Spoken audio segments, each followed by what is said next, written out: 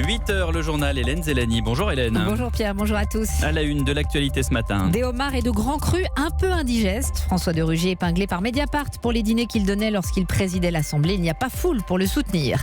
Fin d'un procès qui aura duré 2 mois. Dernière audience dans l'affaire des suicides à France Télécom. Et puis on vous emmène au musée des Beaux-Arts de Rouen pour une superbe exposition Braque, Miro et Calder. Europe 1. Ce n'était pas des dîners entre amis, martèle François de Rugy, mais des dîners de travail. Le ministre de la Transition écologique se défend après les révélations de Mediapart sur la dizaine de fastueux dîners organisés à l'hôtel de Lassay alors qu'il était président de l'Assemblée. Forcément, l'opposition se déchaîne. Certains demandent même sa démission. Et il ne faut pas trop compter sur la majorité pour le défendre. Adrien Beck. Des marcheurs très discrets dans les couloirs de l'Assemblée. Pas un mot pour défendre François de Rugy et joker pour les rares députés qui s'arrêtent devant les journalistes comme Sacha Houlier suivi de Thomas Mesnier. Oui, mais alors moi je suis pas président de l'Assemblée nationale, je suis désolé. Ça mérite pas de commentaire. L'opposition est, elle, beaucoup plus bavarde. Pratiques inacceptables, dénonce l'écologiste Delphine Batho.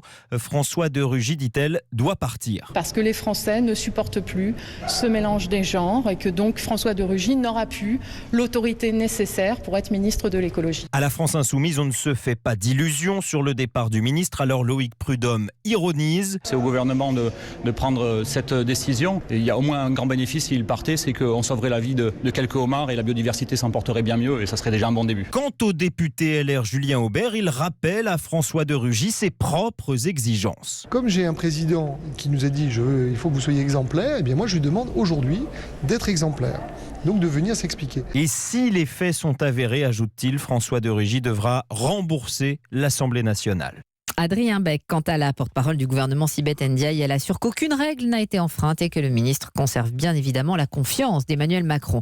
Sachez aussi que selon Mediapart, la directrice de cabinet de François de Rugy, la préfète Nicole Klein, a conservé un logement HLM inhabité pendant 12 ans à Paris, alors qu'elle ne résidait plus dans la capitale. Selon Le Point, François de Rugy lui demande de quitter ses fonctions dès aujourd'hui. Dans l'actualité également, plus de 2 mois d'audience et c'est aujourd'hui le dernier jour du procès des suicides à France Télécom. Oui, devant le tribunal correctionnel de Paris. Pour la première fois, une entreprise était poursuivie en tant qu'entité pour harcèlement moral, en plus de certains de ses dirigeants, et notamment le plus emblématique, l'ex-PDG Didier Lombard. Il cristallise la colère de la quarantaine de parties civiles. Ses avocats auront la parole aujourd'hui. Chloé Triomphe. À son encontre, les 2 procureurs avaient eu les mots les plus durs car elles estimaient qu'en tant que PDG de France Télécom, il était le principal auteur de la stratégie mise en place. Les 2 magistrates avaient fustigé sa capacité à rester sourd et muet et son absence de regret devant le tribunal. Didier Lombard, comme les autres prévenus, aura la parole en dernier, mais Raphaël Louvradou, dont le père s'est immolé par le feu devant son entreprise, n'attend plus rien de leur part à tous. A priori, ils vont être constants et cohérents, je veux dire, ils l'ont été dans toutes les années où ils ont été dirigeants. Durant tout ce procès, ils n'ont pas bougé d'un iota, ils sont dans un déni total, ils ne reconnaissent rien et ils ne reconnaissent rien parce qu'ils savent qu'ils ne risquent pas grand-chose et c'est ça qui doit bouger. Donc de leur part, on n'attend strictement rien. Tout à l'heure, les avocats de Didier Lombard plaideront la relaxe de leur client. Un homme, disent-ils, dont la mission était de sauver France Télécom de la crise qu'elle devait traverser entre la modernisation et l'ouverture à la concurrence. Lundi déjà, l'avocate de l'entreprise avait plaidé l'impossibilité de prouver que les stratégies de management mise en place relevait bien d'un acte délibéré de harcèlement moral. Chloé triomphe et après avoir donné la parole une dernière fois au prévenu, le tribunal mettra sa décision en délibéré. Europe 1, il est 8h03. L'image nous a saisis tous. Nouvelle crise de tremblement pour Angela Merkel hier. Oui, c'était lors d'une cérémonie officielle à la chancellerie en présence du Premier ministre finlandais. La dirigeante allemande, qui fêtera bientôt ses 65 ans, a tremblé de tout son corps pendant de longues minutes. C'est la 3e fois en moins d'un mois que ça arrive. Elle se veut rassurante, mais les médias allemands s'inquiètent. Rémi Botsaron. Combien de temps encore, Madame la Chancelière? C'est la question que pose en une de son site internet le quotidien Bild, le plus populaire du pays. Il rappelle qu'Angela Merkel elle-même avait affirmé par le passé espérer trouver le bon moment pour sortir de la vie politique avant d'être mourante. Alors bien sûr, la Chancelière n'est pas mourante, souligne le journal, mais il l'affirme tout de même, sa santé est aujourd'hui un enjeu politique. Plus mesuré, le quotidien de référence Die Welt rappelle tout de même que depuis 14 ans, Merkel n'avait pratiquement jamais jamais fait de pause pour se soigner, que sa force légendaire inspirait la crainte à ceux qui devaient négocier avec elle, parfois des nuits entières. Mais justement, la chancelière n'a-t-elle pas trop donné, s'interroge la presse. Aucun autre dirigeant politique n'a été exposé aussi durablement à ce niveau de stress, écrit le Spiegel, qui évoque lui aussi une rupture dans l'image que s'est construite la chancelière. Cette fois, elle ne peut plus ignorer la douleur. Rémi Botsaron. C'est raté, premier échec après 14 lancements réussis pour Vega, le lanceur léger d'Ariane Espace. 2 minutes après le décollage de Kourou ce matin, la mission de la dernière fusée Vega a échoué. Elle devait mettre en orbite un satellite pour le compte des Émirats Arabes Unis. Et puis Washington lance une enquête sur la taxe française sur les GAFA, les géants du numérique. Taxe qui doit être définitivement adoptée par le Parlement aujourd'hui.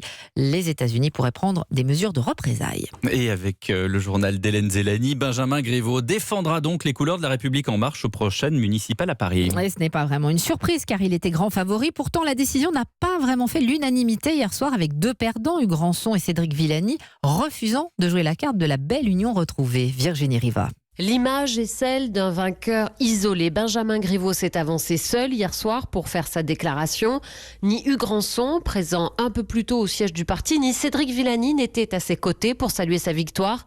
Le mathématicien ne s'est même pas rendu au siège d'En Marche hier soir, exprimant ses regrets sur Twitter plus d'1 heure avant l'annonce officielle de la décision. Un communiqué dans lequel il maintient clairement le suspense sur son ralliement à Benjamin Griveaux. Benjamin Griveaux, lui, a hier soir appelé au rassemblement, saluant les qualités humaines de Cédric Villani. C'est un homme de cœur, c'est un homme d'engagement. Et je sais que nous saurons trouver, dans les heures et dans les jours qui viennent, les moyens de nous rassembler. De leur côté, les 2 présidents de la commission d'investiture ont rappelé les règles et l'engagement des candidats à accepter la décision et à se ranger derrière le vainqueur. Le président de la commission, Alain Richard, n'a pas hésité à menacer d'exclusion Cédric Villani si tel n'était pas le cas, critiquant l'influence de l'entourage du mathématicien.